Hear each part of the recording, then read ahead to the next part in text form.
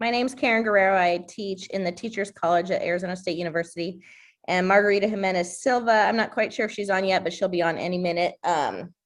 We are doing a training for teachers tonight. And so she's leaving that in just a few minutes to come join us here. But she'll join in just a second. And so one of the things that we wanted to share for this conference is some strategies that we use in our Teachers College, working with future teachers to ensure maximum engagement in the classroom while also looking for effective strategies for the students to be learning the content.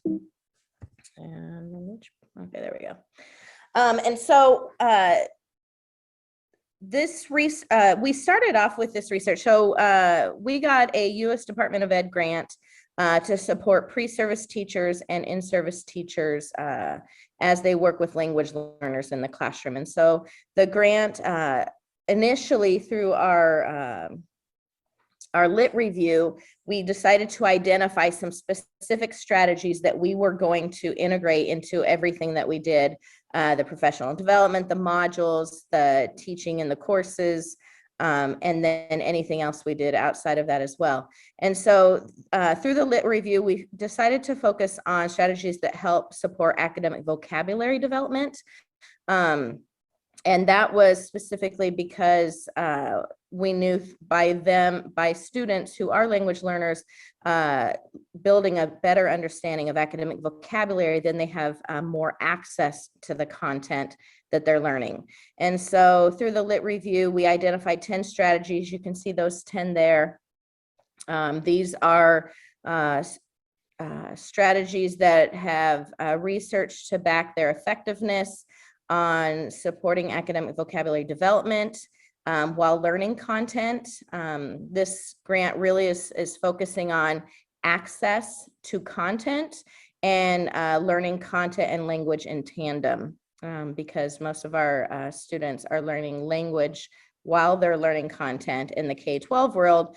And the teachers that we work with, the future teachers that we work with, our college students, they are going to school to be teachers who work with language learners in their classroom.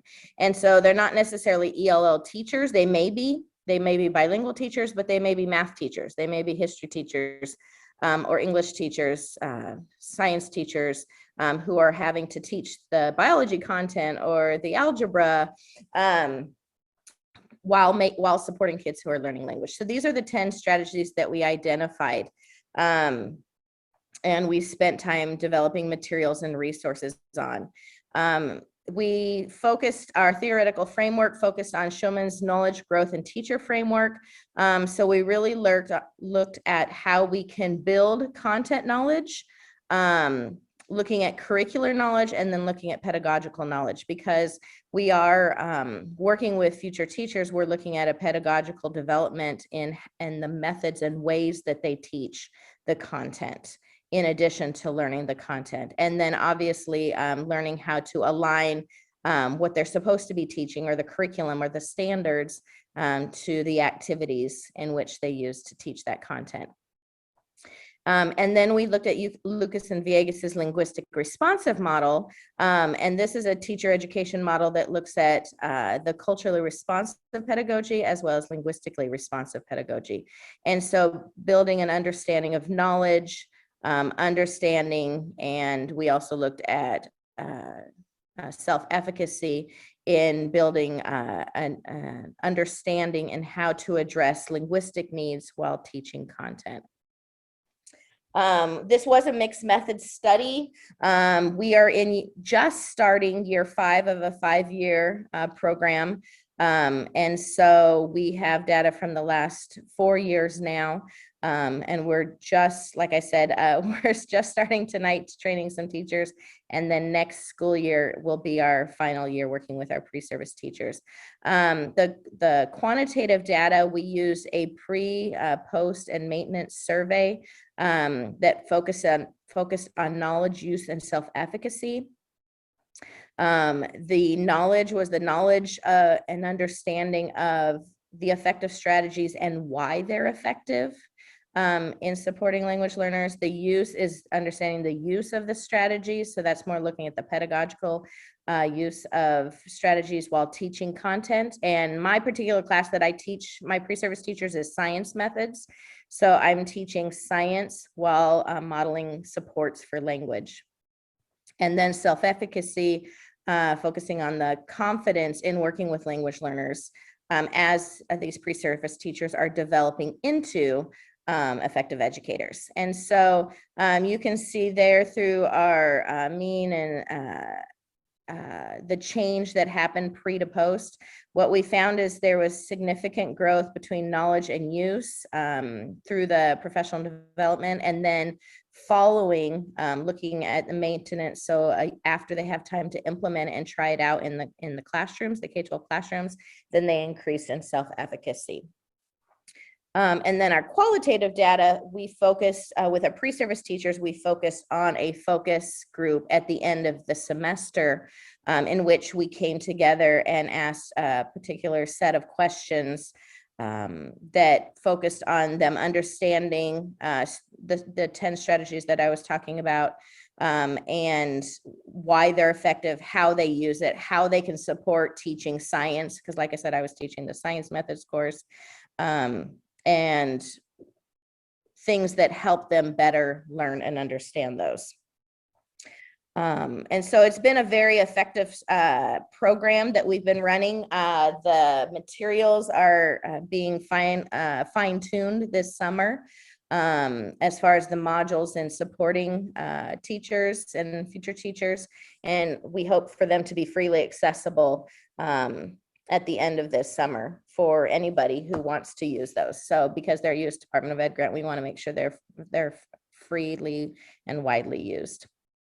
So what I thought I'd share tonight is looking at 4 different activities. So in addition, the thing with working with future teachers is not only are we teaching content, but we're needing to model effective strategies while we're teaching the content. And so that's sort of the trick of the trade when you're working with future teachers, is it's as much as what we're saying and what they're doing, that's as important as how we're modeling it. So they're seeing pedagogical practices that are effective while we're teaching. And so these 4 activities that I'm going to share tonight are just some successful in-class activities that we've used to deliver content and have kids engage, or students engage in content. So the first one is the debate tweets, and you guys have probably all done debates, whether you did them in your classes that you teach at the college level or you did them when you were in the K-12 world. I was not a strong debater by any stretch of the imagination, but I do think it's an effective strategy to have kids really delving in and researching and discussing content. And so the debate tweets adds that second layer that helps support language development, but also helps build a better understanding of the content. And so for any of you guys who are experts at debate, you could better explain it than me, but you set up a traditional debate covering a topic that's relevant to the content that you're teaching, that has that real world application. So something worth debating, something worth talking about and doing a little bit of research on related to that content. And so you have students prepare for a debate that would happen in your class to discuss a particular topic. And then the strategy that I used for this one was the quick write strategy. And so this is an opportunity for students to jot down ideas or thoughts while they're participating in the debate. So, typically our classes are anywhere from 24 to 35, and I've had even larger than 35, and even in my methods courses. And so you can't have 35 students sit there debating at all times, right? And so we want maximum engagement, but through a debate, you can only have so many people debating at a particular time. And so the debate tweets provides that opportunity for them to be actively participating, even though they're the spectator on a particular part of the debate. And so what I've used is I have an actual Twitter feed that I use for my courses. I set up my own Twitter account for ASU that I use. But if you're not able to use social media, or you don't have that accessibility, you could use another form of blog post type discussions, or create a discussion board in your LMS, or like you see on my little image there, I just created some little like ticket out sheets that looked like a Twitter feed. And so they created an icon that represented their position on the debate, and that was the image that they would use for their Twitter feed. And then I would give them a certain amount of words that they could use for each tweet, and they would have to complete so many tweets throughout the debate when they weren't actively debating.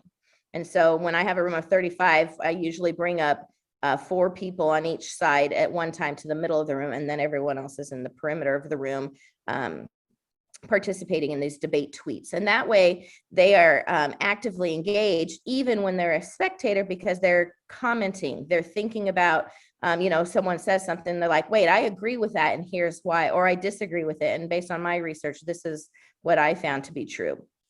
And so that's an opportunity to use the quick write strategy that we teach our students, our future teachers, to use with their students. But while we're covering the topic, mine was usually a science topic, usually related around global warming or something like that, related, recycling, any of those kind of things, recycling in the classroom.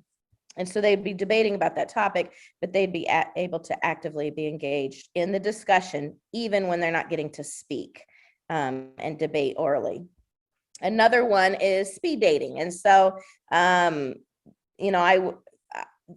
I've used things like Wax Museum or Tea Party, those kind of activities where you jigsaw the content and everyone gets a different aspect of the content to spend more time researching. For this one, I used program models that I cover for different kind of program models that they'll find in our K-12 schools, and that's the research. So I would give each kid a different program model that they'd be researching. They'd become the expert on that. I use sentence frames for the strategy for this one, and I did that by guiding what should be on a business card. So the image to the left, you can see some business cards that my students have created. Most of them are front back, so they use a small piece of paper that highlights the content they're supposed to be covering. Excuse me, hold on. And then that business card one becomes a cheat sheet when they're presenting, especially if they're nervous about presenting to their peers. But then they also hand that over. And the only speed dating experience I have had is watching Hitch, the movie Hitch, where they had speed dating. But anyways, they have a minute.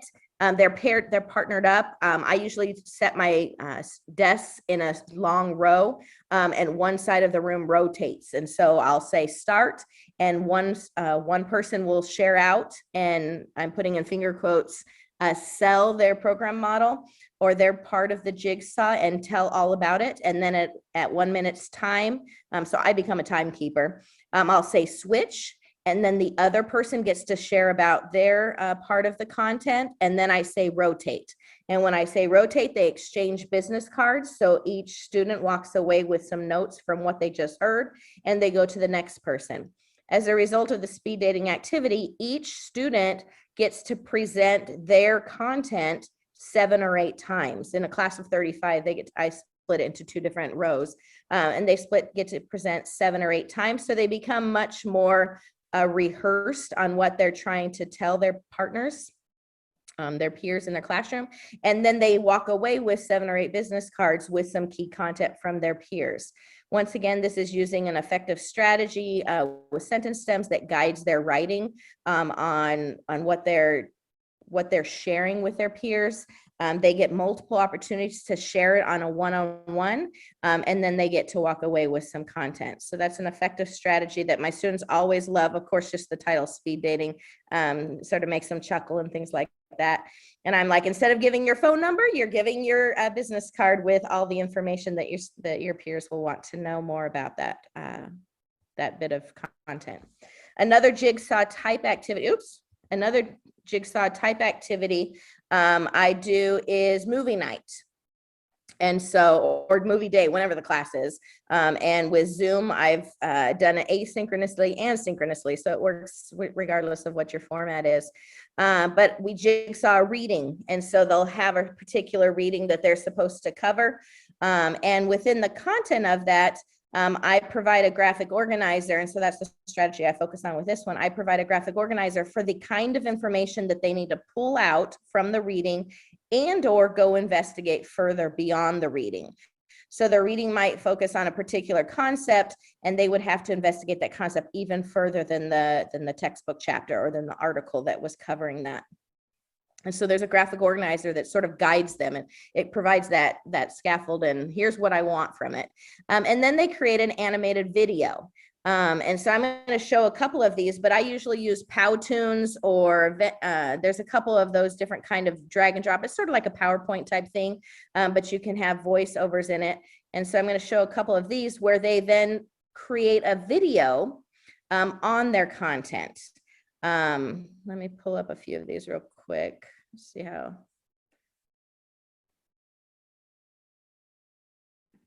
And I'm only going to show a portion of it. We're not going to watch the whole thing. Can you guys all see that? I hope. Yep. Yes. Okay. I don't know if the video is coming across, but anyways, I'll go ahead and talk over this. So this is Powtoons. It's a drag and drop tool. I always look for free ones, and it seems like every time one gets successful, they start charging. So then I look for another free one. But it's very much like a PowerPoint where you drag in, this person dragged in this person. They dragged in an icon where they could type in it. They typed in what they were covering on the information. And then you can either type what you want it to say, the character to say, or you can use your own voice. And so someone who was like me, who was a shy student, who did not want to get up in front of someone, I might have typed what I was wanting it to say. And then I would choose a female voice or a male voice, or there's some silly voices out there like robots or opera singers, or, you know, just different kind of voices there. But it's just like creating a PowerPoint. And once again, that graphic organizer gives them the guidelines on what I'm expecting on that. There's other tools out there too. I'm not going to click on similar tool here. It's very similar to Powtoons. But here's another one, because I always say, okay, you can do Powtoons, and I give them 3 or 4 tools that are free at the time. That's the drag and drop. I go, but if you want to create a video a different way, you're more than welcome to. So here was a student that created a poster and then cut up the poster. So I'll let you watch this. Hi, I'm Rachel, and I'm going to tell you about the Civil Rights Act of 1964. But before we get into that, we're going to do a little history. The Jim Crow laws. Now, why is this important to know about? Well, the Jim Crow laws were a collection of state and local statutes and individuals that attempted to. So you can see she sort of created a poster and make civil rights available for everyone. She created a poster and cut them apart, and she did a voiceover herself. So she decided to do her own type of video instead of using Powtoons, which is perfectly acceptable. And I give them the open access for them to do it, as long as they're using that criteria from the graphic organizer to cover that. And then what I do is a movie day. And typically on a movie day, if it's in class, I'll bring popcorn. I don't know if post-COVID we'll be able to bring popcorn to the school anymore, or I bring Girl Scout cookies. During Zoom this past week, I did it, and I said, hey, you guys can bring whatever drink and food you want since you're at home. And we would sit back and we'd watch the movie, the mini movies that everyone created. Most of them are less than a minute long, so they're not very long. I have them post the videos to a shared wiki page. That way they all have access to the videos to watch later. And they can all edit the same document. And then I go through that one when we're doing the movie night. And then I give them a similar graphic organizer, but allows to take notes on multiple bits of the content. And that's where they can record information while they're watching the videos, because as we're watching the videos, there's always a transition between student to student and sharing. And so that graphic organizer allows them to take some notes or reflect on the new information they learned. Of course, they have access to go back and looking at it later if they want to. But then they're also able to compare and contrast information. You know, if I say, how does this relate to oral language development? Or how does this relate to teaching geography?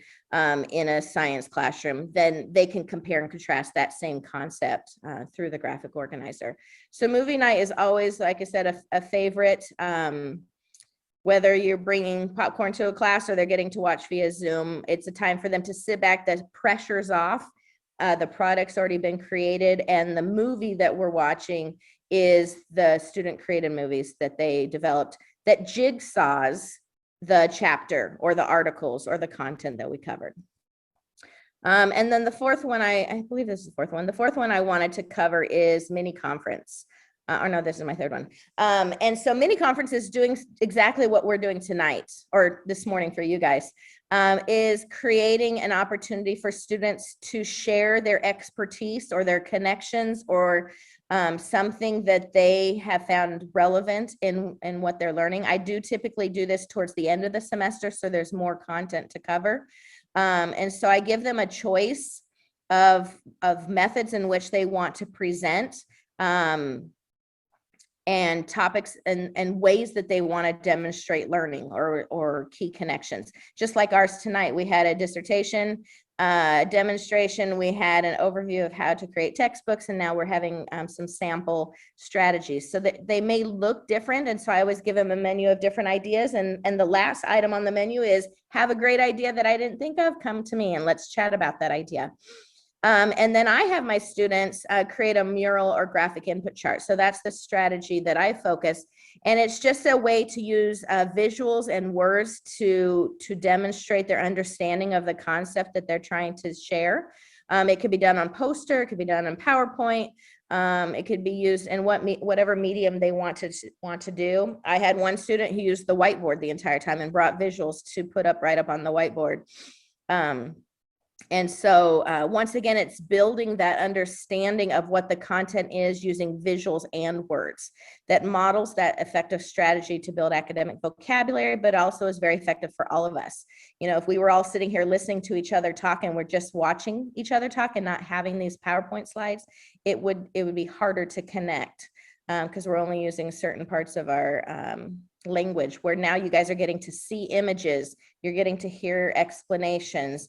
And then hopefully in a little bit, we'll be able to ask questions. So using that chart for them to present information. And I have literally had students develop their visual into a song or rap. I've had students create the visual. I had an artist who created this amazing piece of art that I'm like, oh my gosh, you could sell this. That he was able to do. I had one turn it into a lesson plan, and it was sort of the parts of a lesson plan. Obviously, these are future teachers that was able to do it. And so there's numerous ways that this could go, as you guys have seen at different conferences, but we actually hold a mini conference. And then at the end, just like we will probably do later today or this evening, is then we reflect on what was our takeaways. You know, typically we go to a conference and our brain is sore after the end of the day because we've got so many ideas and so much new information. And so then it's that opportunity to reflect and apply and hopefully get at least one takeaway that we might use in our future teaching or that we might use next year or something like that.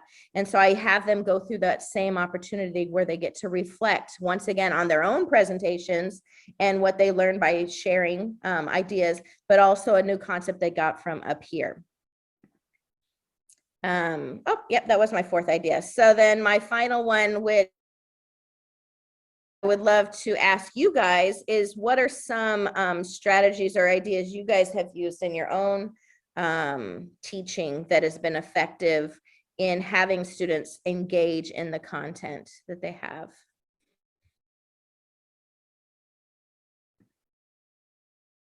And Margarita, are you on? If you have a one to share. I was hoping she'd be on. Oh, she's there. Yeah, I'm on. I just tried podcasts for the first time. I don't know if you covered those. No, go for it. Share that. But so I just taught a policy course for undergraduates, and it was a focus on policies impacting English learners or language policies in the US. And so I had them create a podcast, and I gave them the audience. So the audience was going to be parents who are thinking about putting their kids in a bilingual program. Who might be interested in this podcast. So that's the first time I had tried that. I know other people had tried that in the School of Education where I'm at, but I hadn't tried it, and it turned out to be, I enjoyed them thoroughly. It was very much a conversation, and I used it as the initial project, and then I built from that, which I had never done before. So they picked a topic that they wanted to focus on. They did the podcast. In my particular program, I work with bilingual teachers, so they were all bilingual English Spanish, and so they had to create the podcast in Spanish, which was a stretch for a lot of them. And then they had to do a Pichaco chat. I don't know if you're familiar with those. Those are 20 slides in 20 seconds that use visuals to represent an idea or a set of ideas. So that was the second step on the same project, also in Spanish. And then for the third one, they were tasked with creating an infographic we're in Sacramento, California, which is the capital of California. And so in the US, and so they were tasked with creating an infographic to teach a legislator about to go in to make a policy decision about the topic that they had been investigating. So those are a few strategies that I hadn't tried, and we actually built on it. So they didn't start over every time with a new topic. It was the same one presented in 3 different ways and adding to it. So I tried that for this first time this year, and it actually worked out really well. And I enjoyed reading. I enjoyed actually grading the products because they were engaging. Any others? Some ideas you guys would love to share?